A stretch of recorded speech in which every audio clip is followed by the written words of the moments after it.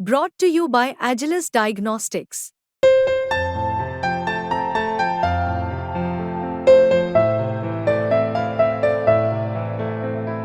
Agilus Diagnostics. हाँ, लेकिन polling के दौरान भी जब वो संविधान बदल देंगे वाला मसला जब चला था, और वो खासकर फर्स्ट टाइम वोटर्स ये अयोध्या से शुरू हुआ था ये हाँ, मसला।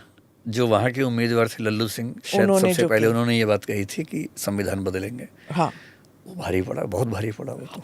इस बार जो संविधान बदल देंगे वाला मतलब नारा कहें, जुमला कहें, बातचीत कहें जो चली, उससे ये मैसेज कन्वे हुआ कि रिजर्वेशन खत्म होगा।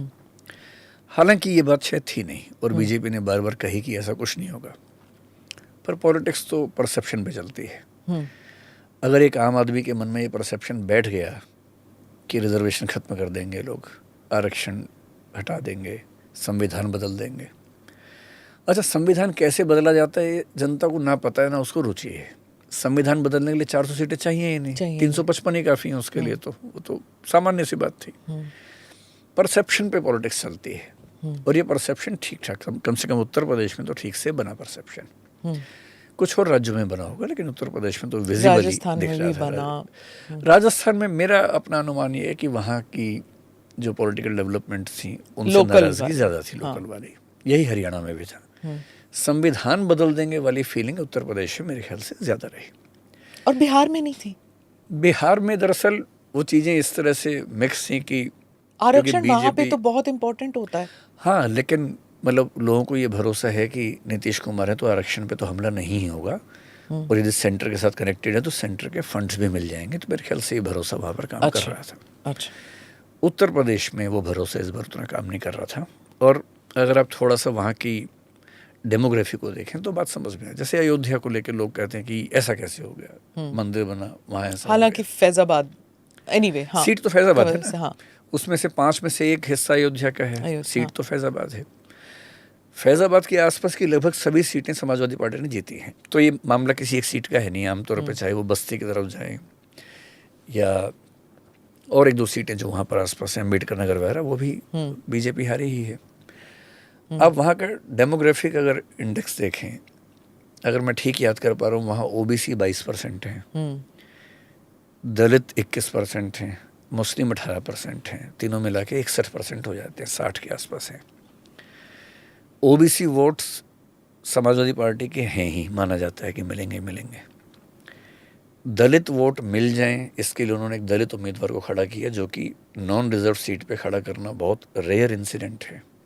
अवधेश जी को खड़ा किया, जो दलित वर्ग से आते हैं, उसमें पासी समाज से आते हैं, और पासी पॉपुलेशन अयोध्या वाले इलाके में दलित समाज में सबसे ज़्यादा है। मुस्लिम्स को बीजेपी से नफरत है, ये दुनिया जानती है। जब ये तीनों मिला के 60% वोट हो रहे हैं, तो अयोध्या में बीजेपी का हारना बहुत आश्चर्य की बात तो है भी नहीं। वैसे भी ये तो मीडिया में हल्ला ज़्यादा मचा हुआ है। 2014 और 2019 में अगर आप वोट्स का परसेंटेज देखें, अयोध्या में पिछले 3 इलेक्शन से 48% वोट विनिंग कैंडिडेट को मिल रहे हैं, हर बार 48% मिलते हैं। पिछले 2 इलेक्शंस में आपको बड़ा आश्चर्य होगा, अगर आप कांग्रेस, एसपी, बीएसपी के वोट जोड़ लें, 19 में तो बीएसपी, एसपी साथ थे, तब कांग्रेस और एसपी के जोड़ लें, तो बीजेपी के उम्मीदवार लल्लू सिंह दोनों बार केवल 12-13 हज़ार वोट से जीते थे। वोट उनके थे 4-5 लाख के बीच में रहते थे, पर विनिंग जो गैप था वो 12,000 का था। इस बार क्या हुआ, बीएसपी का जो वोट बैंक है दलित, जैसे ही अवधेश प्रसाद एसपी के उम्मीदवार हुए, स्थापित आदमी है, पुराने आदमी हैं, तो दलित लोगों को लगा कि हमारा तो उम्मीदवार खड़ा ही हुआ है। इधर बीएसपी थोड़ी कमज़ोर भी हो गई थी। 2014 में बीएसपी के लगभग 1.5 लाख वोट थे, 1,40,000 के आसपास। इस बार वो वोट 45,000 रह गए। तो मेरी सिंपल कैलकुलेशन ये है कि वो 1 लाख वोट बीएसपी वाले शिफ्ट हुए एसपी की तरफ। 50,000 वोट से जीते अवधेश जी।